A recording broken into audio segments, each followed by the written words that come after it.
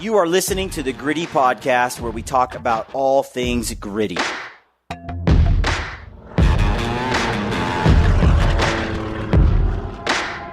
All right, folks, welcome to the Gritty Podcast. I'm your host, Brian Call, and I'm joined today by Brady Miller of GOHUNT. And Brady's a very talented writer and experienced mule deer hunter. He's one of us. And so I wanted to get you on the show today and talk about mule deer hunting, more specifically, getting mule deer tags. I find I'm struggling myself to figure out where to find. First of all, where should I hunt? What states should I target? What sort of tags are available out there?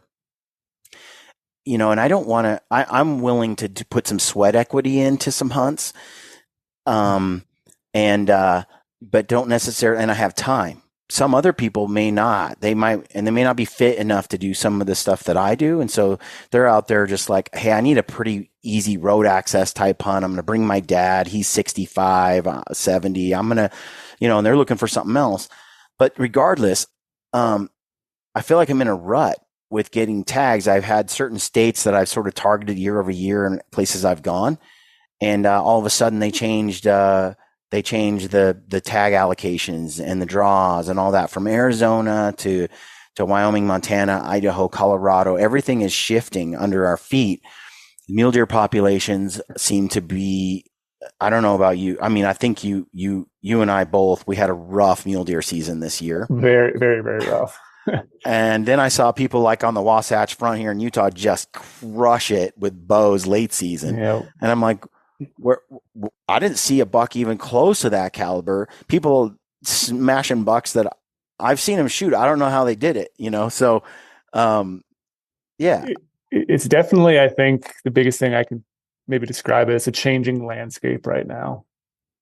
Like you said, herd numbers are iffy in some states. Other states are a little bit better. We can't plan for winter kills. We can't plan for, predators impacting mule deer herds. But so I think it's just constantly like that. The cyclic thing that we're kind of dealing with maybe right now, it's just going up and down. Like it's very hard to pinpoint. Like you said, you could have one state, even a certain region of the state could be really bad. The other region's really good because maybe they got a little bit more moisture or they're just a little bit managed differently. But it seems like mule deer are getting the short end of the stick here lately because, I'll be blunt here, but it seems like more states are managing for elk. And I think it's hurting our mule deer herds. Getting harder and harder to find a quality buck out there. Well, that's certainly the case for many areas I've hunted in the past. I will say that there's plenty of units where I go where elk just don't live. You get into some of that nasty mountainous stuff that Lampers and I like to hunt in, and you're not going to find them having to compete with. But they don't have to compete with elk, but they have nasty winters and. Yep. At the winter, and a lot of times in the same areas. My question then is, okay, given the landscape that you're describing, well, before we dive into this next, what do you think some of the issues were this year? Because I know you had a tough season. We had a tough season. Is it that there was die-off, or is it that there was just lack of weather for migrations to take place? Or did migrations change patterns due to weather? Both? I think there definitely still had to be animals on the landscape. I don't think we could have gone from banner years to just nothing that quickly. Like it wasn't, last couple of years have been phenomenal. I can look back to the last 5-6 years, they were still really good. And even, 2-3 years ago, they were still really good. So I don't think we could have a drastic it wasn't like a die-off. There wasn't something massive that happened. And we both hunted different areas and experienced the same thing. So it's like it's not just different states too, across different state lines even. So it's not like a region thing, like this mountain range and that mountain range. It's just across the board. So I think it was a lot about weather. I think maybe I always don't give credit enough for how smart mule deer are. Everyone says they're really smart, but they are very, very, very smart. So I think it's them also adapting to these weather conditions, adapting to this hunting pressure over time, maybe, and they're getting smarter and knowing like, hey, October comes. I'm not going to leave this timber patch because I know if I do, Frank over there, he got shot last year and I want to hang out here. Like maybe they're adapting to pressure. They're feeling more people getting further up in the mountains. They're getting smarter, and they're just, being cagey old mule deer, and they're just bedding down and not moving around during these times. And they're only really moving around during the rut. That's why right now you look on social media, like, gosh, there's big deer everywhere in the winter ranges. Yeah. I've noticed that when I was talking to I was doing a little research, digging into some of the experiences I had in a couple of states, talking to wildlife biologists, and they said the deer are here now. Yeah. They're running around all over right now. Like they're getting hit on the highway right now. Yeah. They're like giants. So, but they're somewhere, but I do think they might not be in their same typical areas. Maybe they're starting to move a little bit. Do you realize how far Ryan goes to find them? And he still couldn't find them. Like the amount of hiking, like crotch deep snow, it was depressing. And yet, no deer. Yeah. Like Houdini. It was very similar. You guys' experience and my experience are exactly the same. Like, no joke, knee deep snow, going basin to basin to basin, moving camp a million times, trying to get further and further in, relocating different areas, and still not seeing a deer. I see a track, and I'm like getting excited because I see a track. But the year before, utterly different experience. It's like they all died. Yeah. I mean, that's the temptation is to go, oh, mass die off, something happened, everything died. I know. But then I talked to biologists and they're like, they're like, no, that didn't happen. We would know if that had happened. And I'm like, would you know? And they're like, we would know. Yeah. And like, even like listening to hunters talk last year, people that live in different areas, like not a lot of people said there's a massive die off. Sure, it might be a localized thing and some guy had something happen in his little area, but I don't know. I don't know what to pinpoint it at. Or maybe it is a bunch of those good years stacked on top of each other.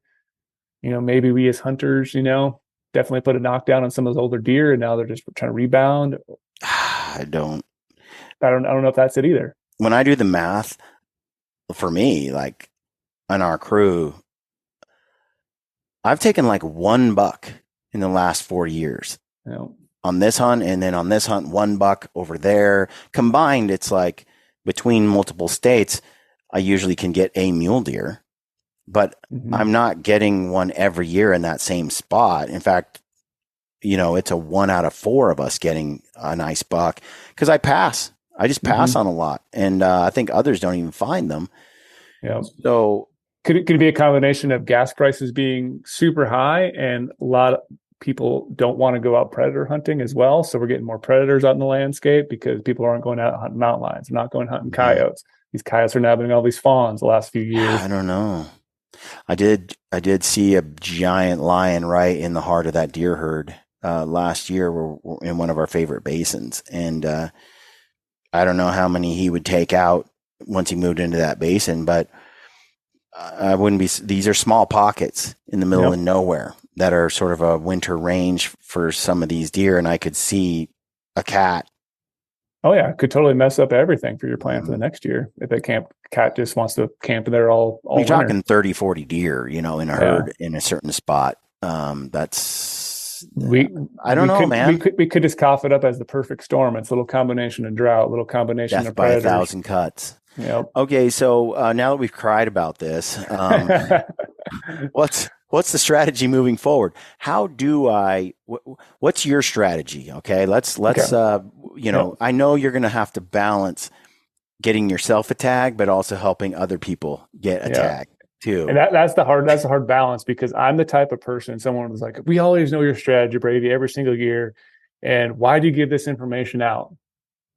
I'm morally obligated myself, like not just because I work here. I want to help people get out there and be inspired to do something crazy with their life. Like I want someone to go on a mule deer hunt. Yeah. I want someone to go experience that 10-degree weather, snowing out, trying to find wood, all the wood's buried under the snow, like that struggle to make water, like just builds a better, building yourself a better human when you're doing that. Like you come back and you feel so much more refreshed. So, like I want people to go mule deer hunting. So like every time things happen in the West, like I said, it's a changing landscape. I still want to be able to tell people about that changing landscape, but also not just give them like, hey, go here. Like I will not say like, oh yeah, go to that unit. But it's like the strategies that I utilize to pick up tags, anyone can do this. Like, you look at my track record of tags, and I've explained it on the podcast before. Like I usually pick up 3 to 4 mule deer tags a year. People are like, how do you do that? Tag numbers are becoming harder and harder to get. Like states are cutting tags, more people are applying supposedly. Like, how do I keep getting tags? Well, I look at tags that most people don't want.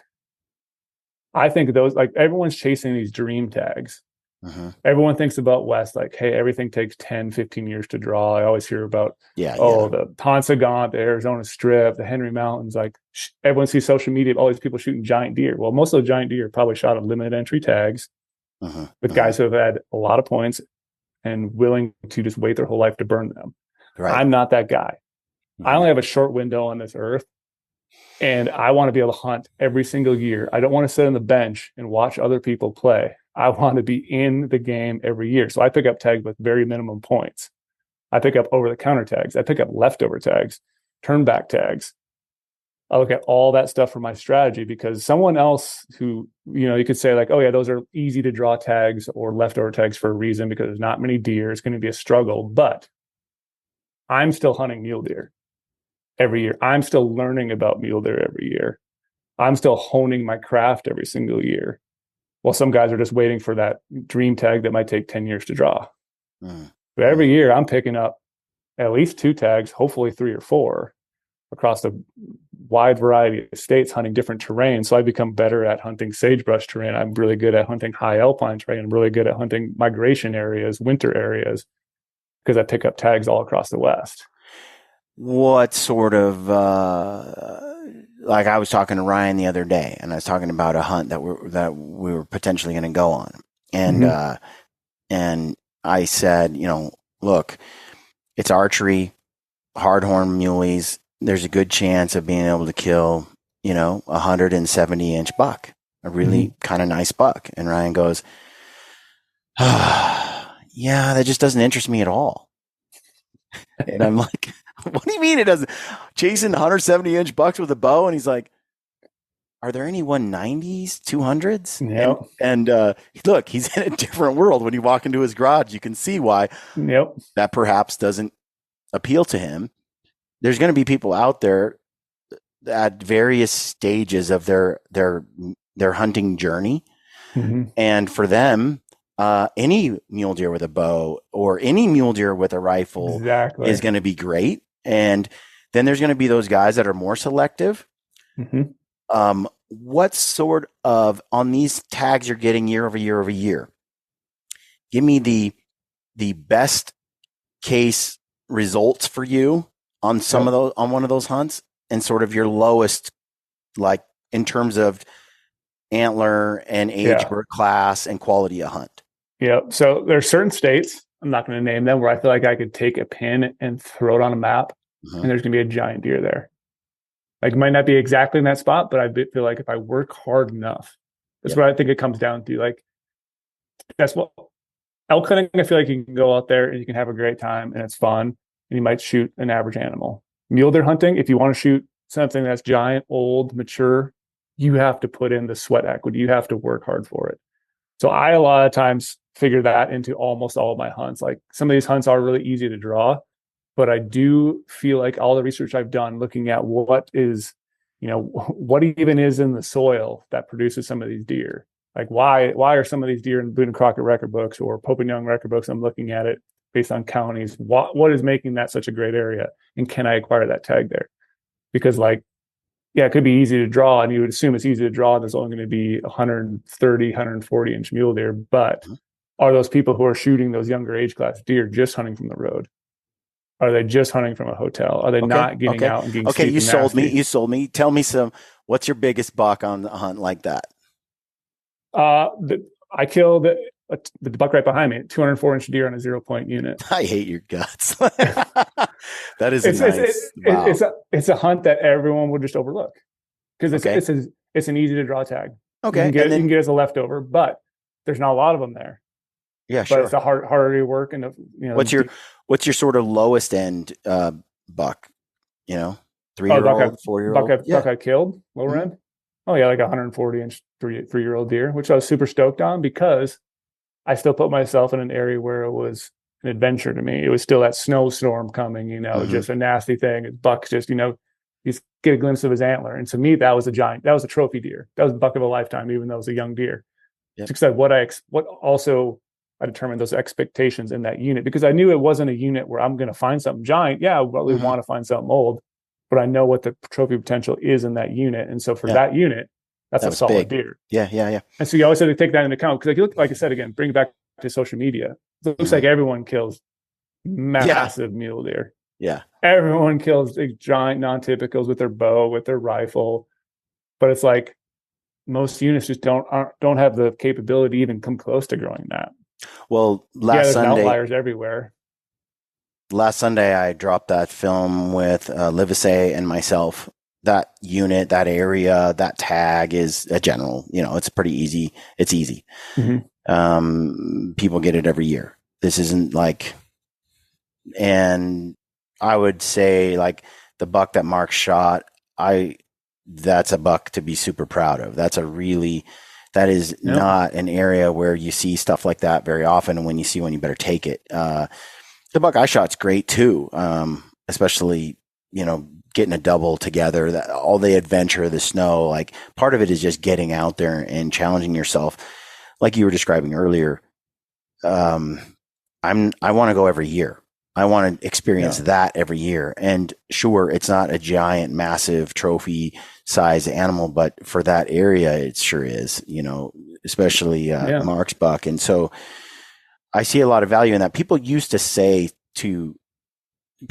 ask me when I first started putting films, especially with Ryan and I together, when I started putting films out, the leading question was, where were you? What unit? What state? Over and over. And the same thing with bear hunts. And what I realized quickly after spending a lot of time doing backcountry hunting over the last 10 years, I started to piece together this puzzle going, wow, when it comes to every species, bear, deer, elk, whatever, it's not too many hunters are focused on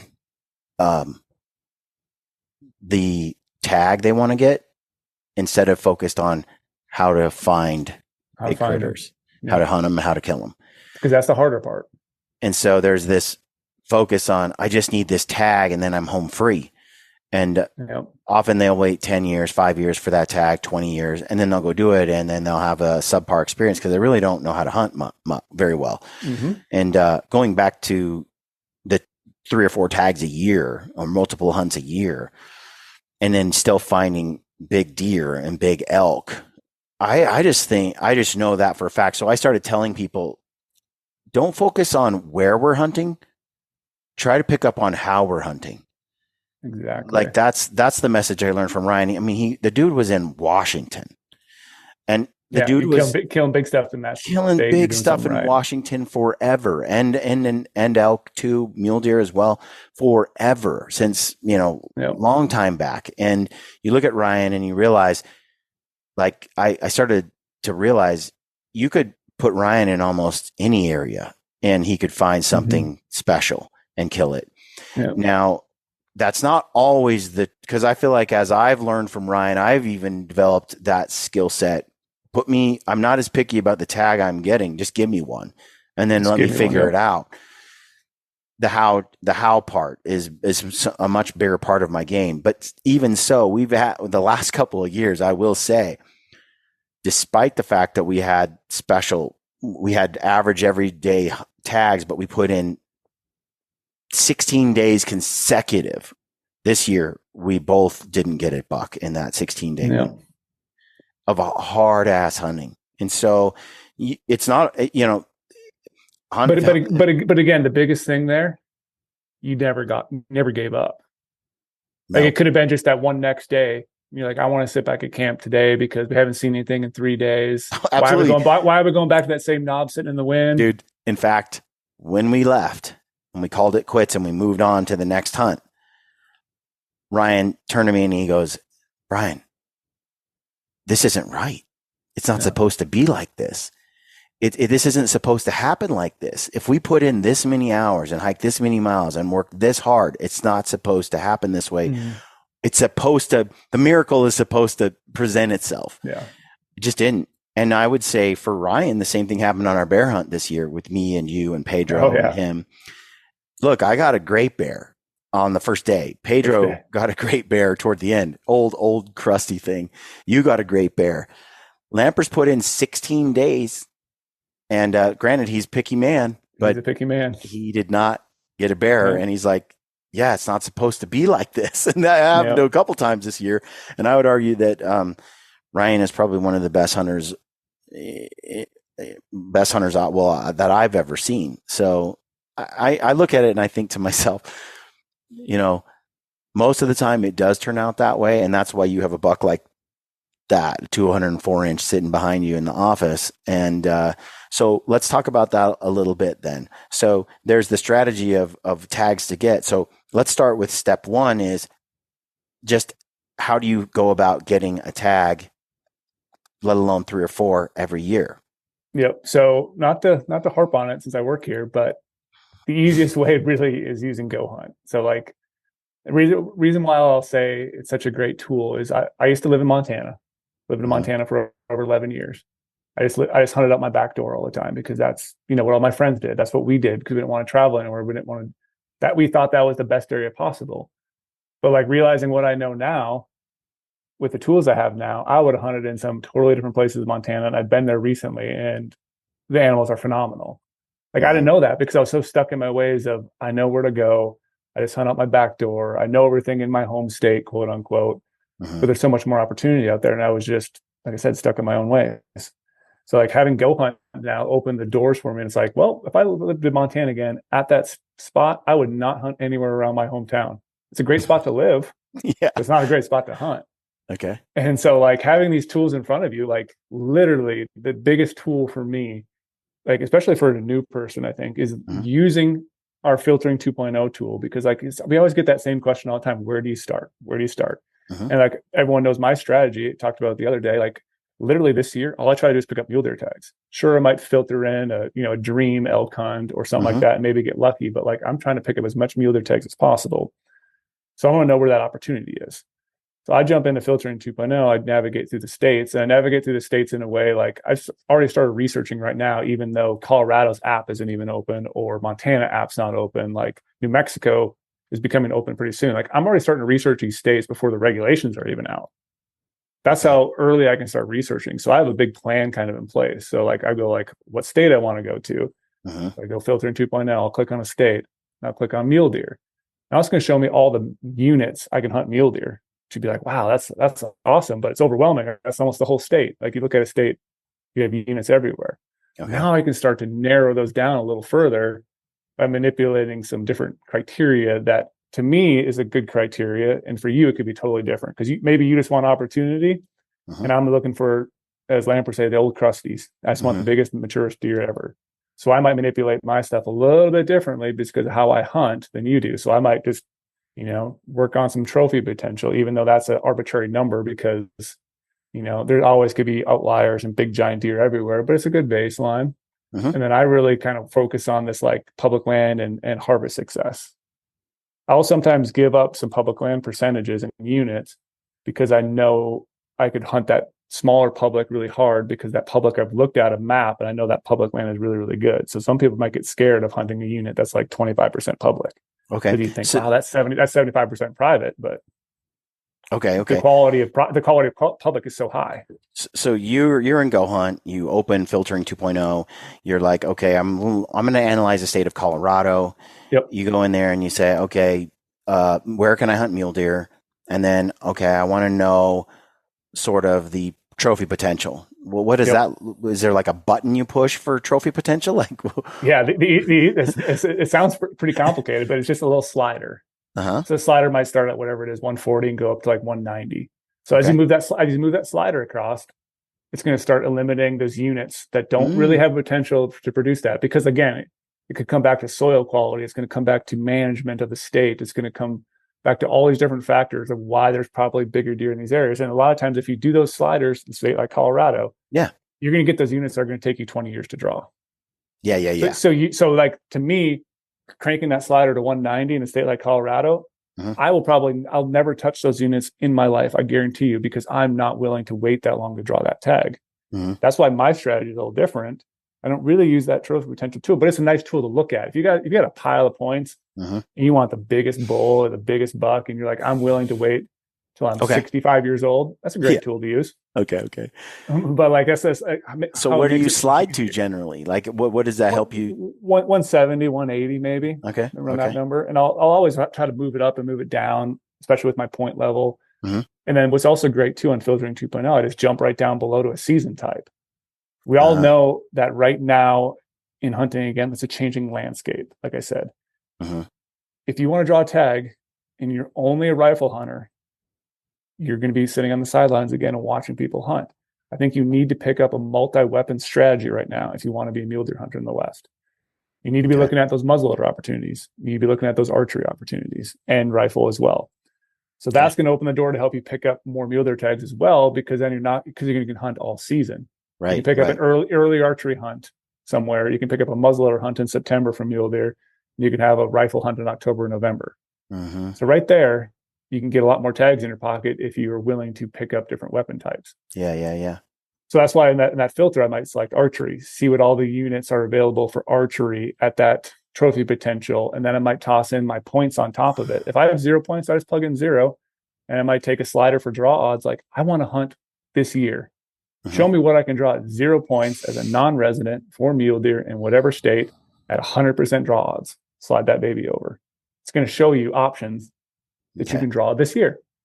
Which is, people would be like, wow, those are probably hunts that are overlooked again, because they're 0 points for a reason. They're easy to draw for a reason. It might be the most difficult terrain. It might be low deer numbers, but again, you're hunting. Right. Well, a lot of those hunts are our favorite hunts because it is the terrain problem that I feel like we have: the woodcraft, the physicality, the backpacking knowledge and skill set, and the ability to then get in to the areas and get out with a trophy and our camp on our back, because we've honed that skill set and we have that type of gear and equipment and experience level. So a lot of those hunts are wide open for people like us and a lot of my audience that's attempting to sort of hunt in the same fashion that we do. Those are the hunts they're looking for. The 0 draw odds, but tough terrain. Because they're like, I got all the tools to play that game. Yeah. And especially when you look at, like you said, the gear we have nowadays, my gosh, enables us to be lighter, faster, stronger, and get up in the mountains. So like, if you're willing to put it in, you got a strong mindset. A lot of people ask me too, like, how do you kill a giant deer? Like, there's a lot of times I don't really have there's no recipe, like go up on X glassing knob, glass for 45 minutes, look towards the east, this slope, and you're going to find a deer. It's like, no, it's just your mindset and your mental game. Like, how hard are you willing to be out there grinding day after day? How far do you want to hike? What do you want to do that others won't do? And like, that's why it even comes to this research side. Like, how much research do you want to do to put yourself in front of someone else to try to get some of these tags? And it's like, if you're willing to pick up these tags that are lesser quality, more power to you, because you're going to have a great hunt. So you can filter on access? You can filter on public land percentage. You can filter on harvest success. So you can start to narrow those down to a unit that might make a good criteria for you. And the really cool thing is, once you start narrowing that big unit down, it could have 100 units in it. And we're starting to play with those filters. We're narrowing it down. Now it might have 10. Now we have 10 units for an archery hunt in X state. Now, how do we dive down those any further? So now what I do is, we just actually, I was going to show it on here. We're going to tease it on here, but I'll try to get some video clips of it. We can toss it on here of how this tool works. But it's a new tool called Hunt Planner. So it's a brand new tool, the Insider, that we're just launching here very, very soon. Now, when you're on filtering 2.0, we narrow those 10 units down. I want to be able to reference those units again. I want to be able to compare units. Well, now we have the ability to save a season that's on a unit. So I can save that season to our Hunt Planner. So I can go into Hunt Planner. I can say, all right, this is my 2023 mule deer strategy. So I can go into X state, select that archery season. I can click save. I can go into another state, find another archery hunt, click save on that season. I can start saving a bunch of seasons on there. Now I can jump over to Hunt Planner. I have those seasons that I've saved. I'd be like, well, these are the seasons I saved. These are the trophy potential. This is the buck-doe ratio. This is the harvest success, public land percentage. And I can see them compared next to each other across state lines or in the same state. And then I can add notes to that season. I can be like, all right, when I was in here researching, or I talked to Brian and he had hinted that, this ridgeline might be pretty good in this unit, or look at that little area. I can add notes now to those seasons and save them. Okay. So that way I can start making that like, your portfolio of how you're going to apply. No longer I have a little scratch piece of paper when I have notes everywhere, I'm losing them, or like I might, hear someone at a hunting show talk about, oh yeah, that unit's really good. I hunted last year. Maybe I'll write his phone number down. You can start adding a bunch of notes to it. And then I can do a thing where I can select those units and I can compare them side by side now on the screen at the same time. I can compare all the harvest success. I can compare everything and just get a better visual for what that unit might look at for me. Like what makes that unit, stand out differently than the other unit, or maybe they're units that are bordering each other. And I want to be able to compare the statistics of it.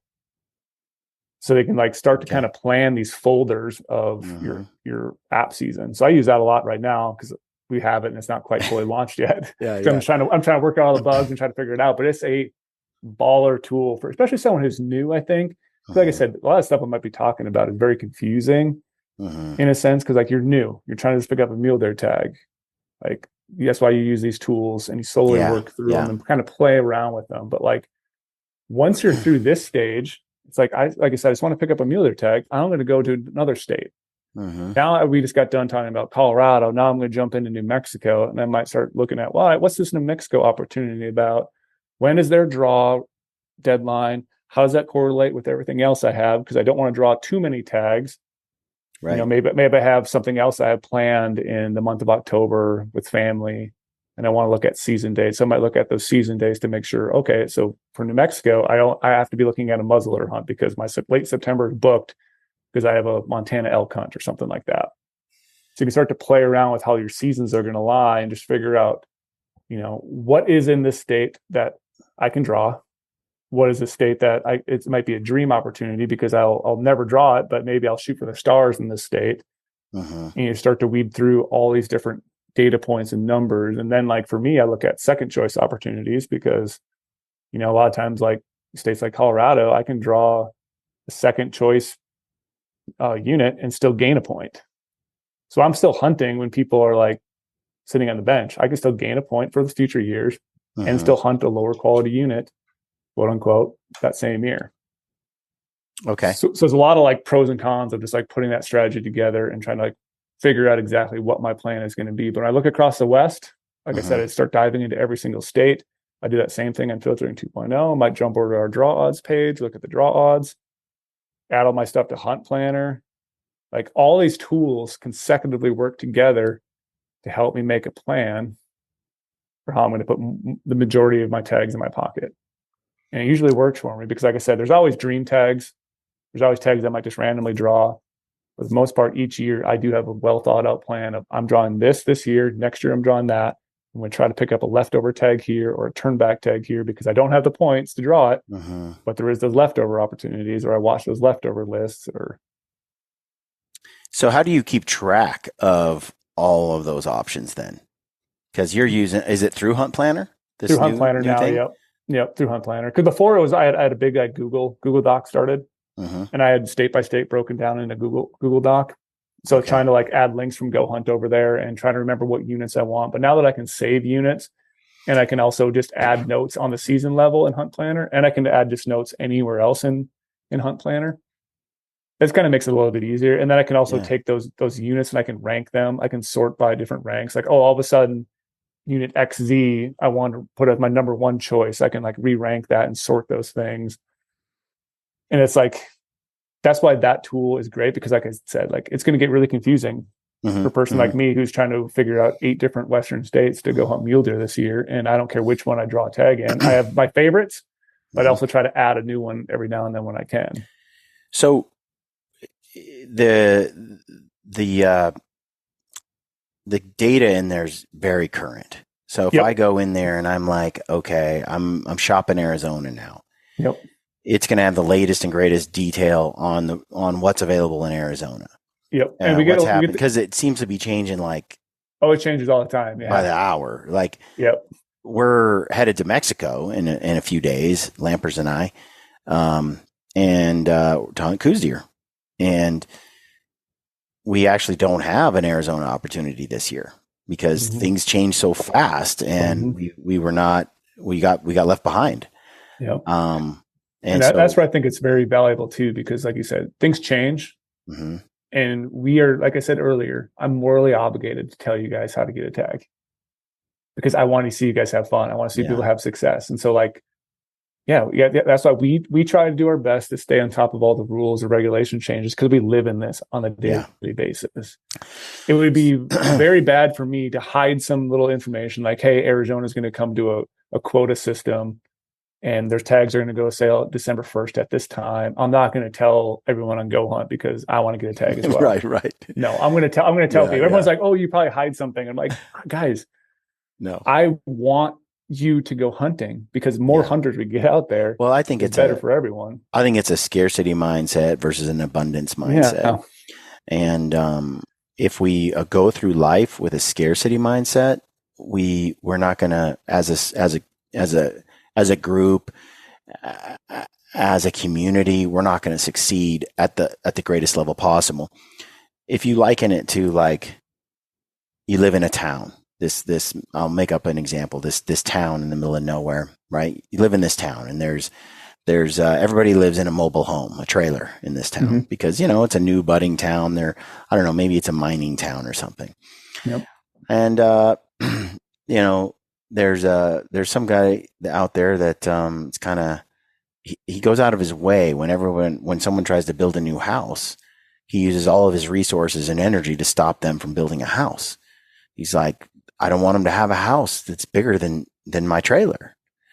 But he could take his energy and put it into building himself a house. But he's too busy stopping other people from building a house that he never has the resources to just build something special of his own. And he's focused on keeping everybody down around him rather than elevating everybody around him, including himself at the same time. And I think we are our own worst enemies in that way, where if we do look at, hey, there's potential for everyone to have a little bit of the pie here. If you just get creative, work together, the more people, the reality is the more people who care about hunting, who value mule deer, who want to hunt mule deer, the more care and concern and energy goes into increasing mule deer populations, ensuring their future, and making sure that there are more abundant opportunities down the road. There will be growing phases where there'll be more demand for mule deer than there are mule deer. Then later on, that demand will catch up with the supply, and the supply will increase. And you'll have these things if you just have faith that by building everyone, all ships rise together.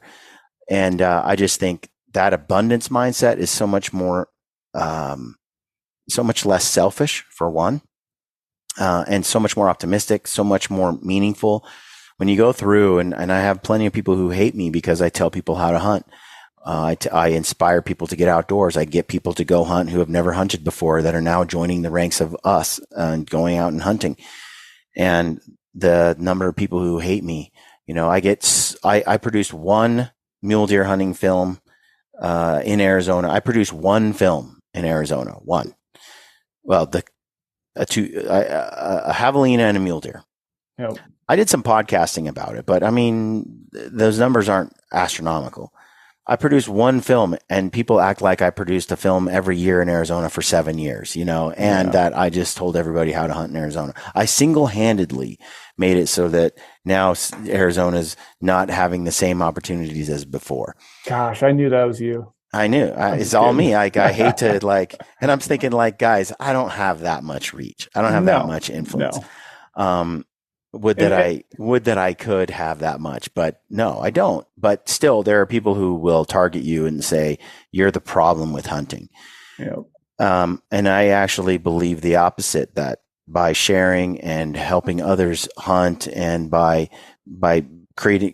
approaching this from an abundance mindset, that there's in the end, we're all going to be beneficiaries of that, and to go the opposite direction and try to, I'm sure GoHunt is probably in the same sort of bucket where you guys are hated. You guys are the problem with hunting. Yep. And that's what I was just going to get into too when you're mentioning all this. It's like, I just mentioned how powerful filtering 2.0 is as a tool to find hunting opportunities. It's sometimes people's like, oh yeah, you guys are just showing everything, so making tags harder to get. I'm like, well, it's actually sometimes the exact opposite in some places, because we are now showing you every opportunity, whether it's cow elk, doe antelope, spike elk, whatever it may be, bighorn sheep. Buffalo. We're showing you all the opportunity in that state. And maybe it's just one species, but we're showing you that whole opportunity that you might not know that this corner of the state has that species in it, and you want to go explore that area and go hunt that because that tag's easier to get than over here. So you're kind of, in a way, spreading that pressure out and showing people there is more opportunity than these big units that everyone kept thinking about the whole time, or this area on this OTC elk hunt, everyone wants to go to that exact unit, that exact mountain range. And we're showing there's actually more places to go. And you start looking at, that's why like my strategy is a little different. Like I told you before, I don't crank up those numbers all the way to the top, because I want those in between hidden stuff. Yeah. Like, all this data is there for everyone to see, but you can manipulate that data in different ways. Like everyone, for sure. Like there's so many different ways to look at data to get the results that I'm looking for. That's going to have a quality hunt, and I'm going places that other people are going to ignore again, but they're going to be great because they're that up and coming stuff that I'm trying to find using numbers and data. Yeah, I would argue that without this information, a lot of people would just complain that there aren't tags available, right? And that they can't get a tag because they're all kind of going for the limited information knowledge that they have about each state and the tags in those states, and they're all trying to get that same tag. But when you spread it out, okay, I like that unofficial slogan of the Marine Corps: adapt, improvise, and overcome. Adapt, improvise, and overcome. It's like I find myself now hunting coos deer. I never even thought about hunting coos deer.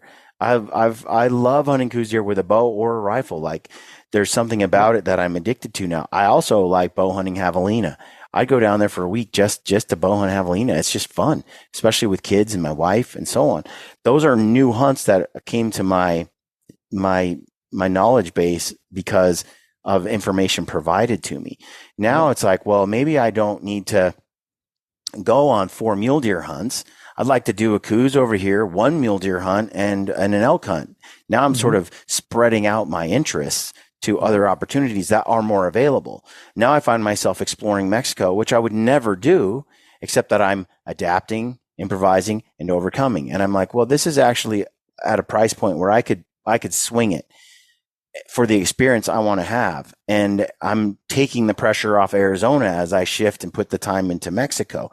And I think that's exactly the case. Like as we learn more as a community about all the opportunities available to us, and then we all kind of diversify what we're going for instead of all going for the famous units in each area that we think are the only units available, then we actually increase opportunity across the board, not just for us, but at others. Like how many hundreds of people or thousands of people have now, instead of trying to get these 4 tags in this state, are now kind of broadening their interests over here, which does increase the odds for these tags, but also opens the door for you to get out every year for certain people that have a different interest and different value structure hierarchy.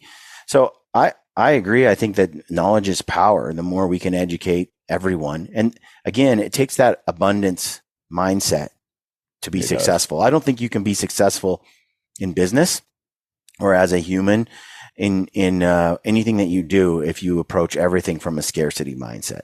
Yeah.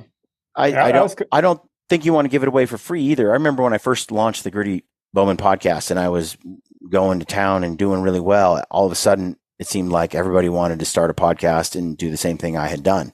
I'm 2 years in and I'm just like getting questions.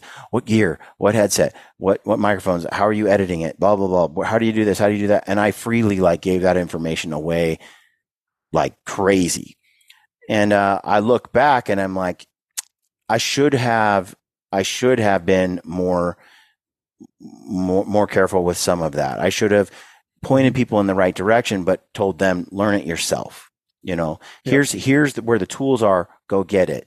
Instead of just telling you, well, here's what you got. Here's what I use, and I could have, I think it would have been, a lot of people would never have gone through that. And I believe in just giving people a waypoint on a map. I think that's lazy for them to just grab it and go.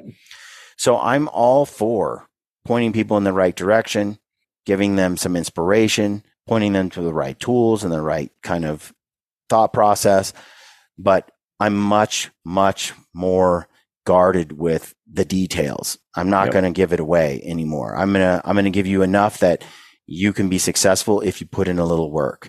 But I'm not going to tell you. That's why people ask us. They don't really ask anymore, but they used to be. The number one question was what state or what unit.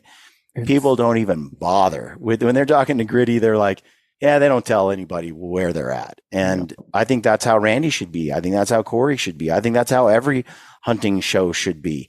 Like, it's not about where, it's how. And stop when someone with our reach gives away a unit.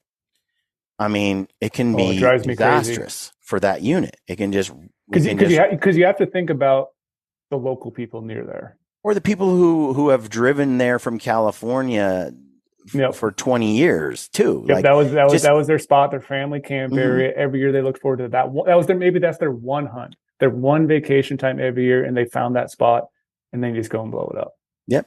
Yep. I get approached from anywhere from game officers to fans to people who come up to us all the time. They run into us on the mountain and they're like, I don't get upset when I run into you guys out here because I know you guys are so careful about keeping the units that you're in private, respectfully private. And although we tell people,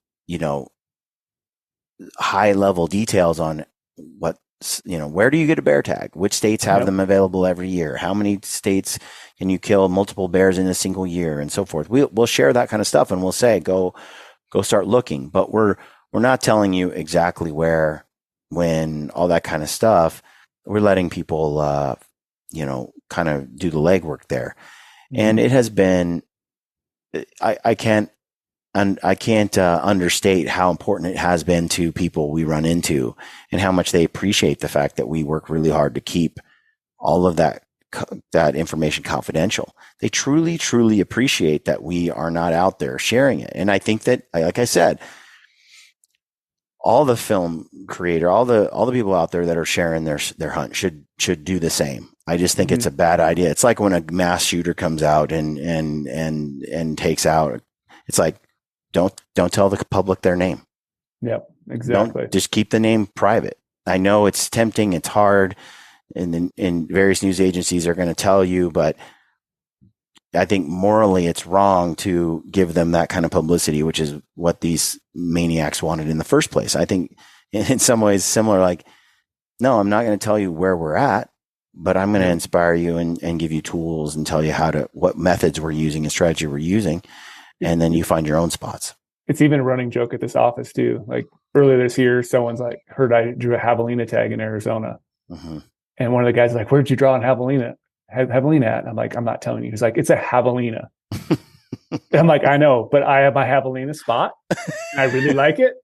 And I don't want it to get leaked. I don't want, maybe you tell your friend and his friend tells someone else. And like, it's a running joke here that I even don't tell GOHUNT employees, who some of these people are my best friends in the world, where I hunt, unless you're going on a hunt with me, because it's just like, I found it because of my reasonings and I want you to find your own. I don't want to sway your decision. I don't want to be that person who maybe puts you in an uncomfortable situation by you going into the same unit I am, but you're not prepared as well, and ends up being kind of bad. I'm not saying all my hunts are just the nastiest, pound my chest, like I go on the hardest hunts in the world, but it's like a thought process in my head, like, I did the work to find that unit and it works for me because maybe I have, I love the glass or I love this style of hunting, and that just doesn't work for you. So you'll come back, you could be a user and be like, gosh, I heard from Brady that was unit to go to. That unit absolutely sucked. I'm never listening to his advice again, but because maybe you didn't put the time and effort into it like I did, or didn't do something correctly to make that unit worthwhile. So it's all like, the grass is always greener. There's always probably some other better unit than anyone else is already going to. So don't chase where they're at, chase their adventure. Like, you want to be where they're at, but not that exact spot. Like, there's so many other those exact little areas. Just do the research yourself. That's why this time of year right now, I almost say it's on par with hunting. Like, hunting is so awesome to be in the hunt, in the moment. But like this research phase right now is fun. Like there's endless tools. Would you rather sit up at night and watch some stupid show on Netflix, or would you rather be on your computer researching biology reports, diving into herd migration, doing some research on telemetry studies on some areas you're thinking about applying, and then jumping into maps and start like really looking at, okay, I'm going to apply it at this unit. What does the terrain look like in that unit? Like I think a lot of people underutilize the power of maps during application season. Yeah, absolutely. You need to know what that terrain looks like. Why am I going to go mule deer hunt in a unit that's all dark timber? Yeah. The whole entire thing is dark timber. Like what would I do as a hunter? I'm not a still hunter. So if I looked at the stats and it was like, oh yeah, 108-inch mule deer, you know, all this different thing, 95% public land, but it was literally just giant game cameras trees and tree stands. Yeah, like what am I going to do? I don't have it. Like maybe that's why some people are very successful there, because they're local and they have those spots and maybe harvest success a little bit higher. But a guy like me, if I didn't look at a map and see what that looked like, I'm setting myself up for failure. So that's why I dive into a map right now. Like this stuff is literally so exciting to me because every single state's different. Every single mule deer population I look at is different. And I'm just trying to figure out different ways to get tags, help people get tags. But again, just like we keep going back to, inspire them to chase an adventure of a lifetime. Because I remember when I grew up in Minnesota, listen to my dad's stories going out west, and they were the coolest stories in the world. And now I live out here and do these crazy things, and now when other people experience them as well, it's like just love hearing people have a good time. And what's been your experience with people who sign up and start using the GOHUNT Insider tools and stuff? I'm like, what's your? I'm honestly going to say the emails I get, the DMs, it's changed their whole entire outlook. I'm not trying to like blow smoke up anything, like, because when it comes down to it, if you just pick up a regulation book, all right, you pick up a regulation book for whatever state. What kind of information are you going to get? Like the regulation books are very valuable for rules. Like, do I need hunter orange? Do I need to carry my hunter safety card? Like, they're not going to help you figure out what tags to get. They're not going to figure that out. And then you can look in there too, and some guy could be like, well, you know, Montana's report shows draw odds in their regulations. I'm like, those aren't draw odds. I don't know what you would call those, but they ain't draw odds. Right. Those are very simplified odds. It's something you should touch on, because that was one of the issues back in the day. I remember what I'd get, like a Huntin' Fool magazine or Eastman's or something, and it would show me some draw odds, and some states were a little more usable, and other states it was just flat out wrong, dead wrong. It was tags divided by apps, or it was just simplified odds, straight, simple.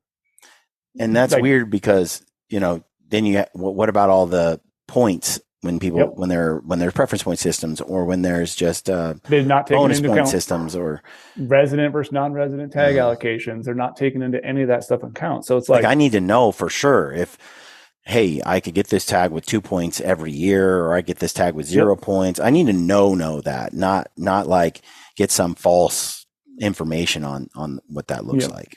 And so like that's why, again, like our insider team, if you go to their office and sit down with them, they're crunching numbers every single day, day after day. Yeah. Like that's what they live for. So like when these draw reports come out in the summer, you know, we could just crunch easy odds, shoot it out there to the public. But when we build our odds, they're simulated. I can't remember what it is. It's simulated millions and millions of times to try to get like the exact number of how that draw worked the previous year.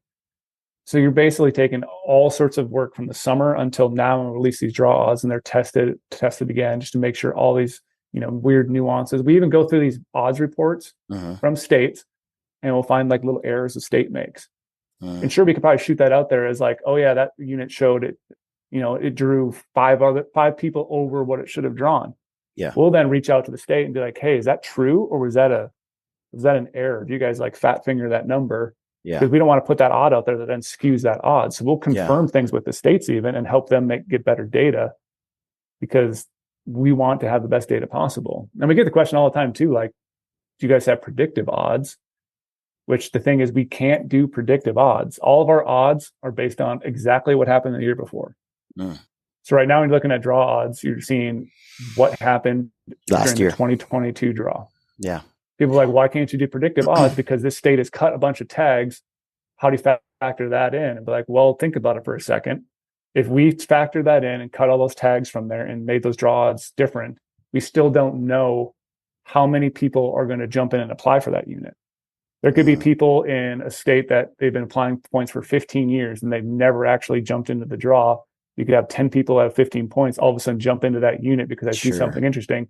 Boom, you got point creep. We can't predict that. We can't predict where people are going to apply. But people can look at how many, if the tag allocations went up or down, though, and they can do a little. And that's why all these tools together, I'll keep saying all the tools together work very well together, because you start looking at, if you just look at filtering 2.0, you can have a great hunt.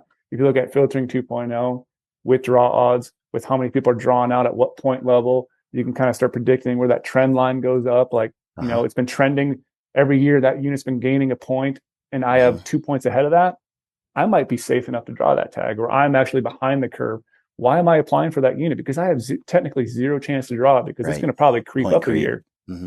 That's a year off your life you're not hunting. So like all those little tools together, you'll eventually start to see trends in that data, and then you'll be ahead of the curve. You want to be the guy who's ahead of the curve, not the guy who keeps getting hit by point creep every single year.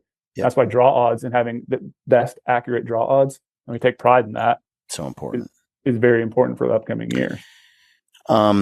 I think we should wrap this up. I would like to sit down again, Brady, if you got some time, and discuss sort of your terrain analysis. Like, let's say you've narrowed it down to 5 of these units that seem to fit all your criteria.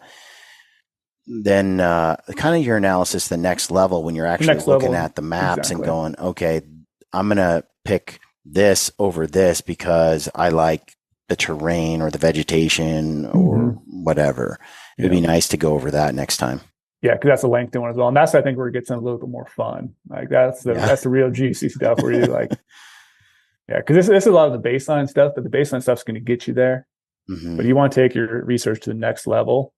Like that's the next step is what you continue to do. And like I said, this is the off season, unless you're going on to Arizona or Mexico or something like that. Like all of us right now are dreaming. We're inspired to go out and do cool stuff with like you guys. Lampers it's funny. We had the New Zealand bug after we went to New Zealand. Like we were like, well, you got to go every year. It's off the charts, the opportunity, everything about it. But then COVID hit. And so we actually had tickets purchased. I actually bought them and never got my money back.